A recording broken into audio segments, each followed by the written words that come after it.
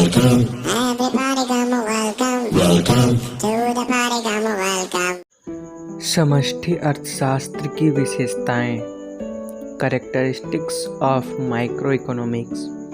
First, समष्टि इकाइयों का अध्ययन, स्टडी ऑफ माइक्रो यूनिट्स।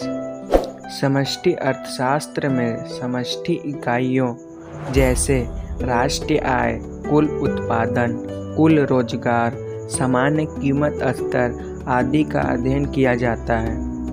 दूसरा, संपूर्ण अर्थव्यवस्था से संबंधित, रिलेटेड टू होल इकोनॉमी। समष्टि अर्थशास्त्र में संपूर्ण अर्थव्यवस्था से संबंधित नीतियों का अध्ययन किया जाता है। इसके साथ साथ इन समष्टि नीतियों का प्रभाव किसी एक व्यक्तिगत इकाइयों पर नहीं देखा जाता, बल्कि संपूर्ण समाज पर पड़ने वाले प्रभाव का विश्लेषण ही समष्टि अर्थशास्त्र के अंतर्गत किया जाता है।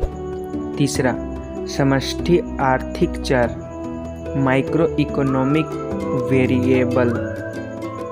समष्टि आर्थिक चर समष्टि अर्थशास्त्र की विषय सामग्री के महत्वपूर्ण प्रभाव होते हैं। समष्टि चर वे चर हैं जिसका संबंध संपूर्ण अर्थव्यवस्था के स्तर पर होता है।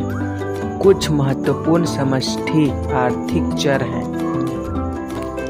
राष्ट्रीय बचत और विनियोग, सकल राष्ट्रीय उत्पादन, राष्ट्रीय आय, कुल रोजगार, समग्र मांग, समग्र पूर्ति आदि।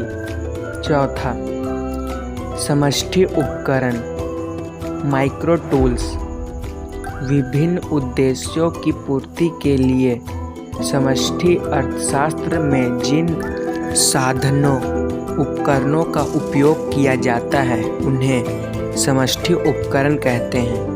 प्रमुख समष्टि उपकरण हैं राजकोषीय नीति, फिजिकल पॉलिसी, मौद्रिक नीति, मॉनेटरी पॉलिसी, वह आय नीति, इनकम पॉलिसी।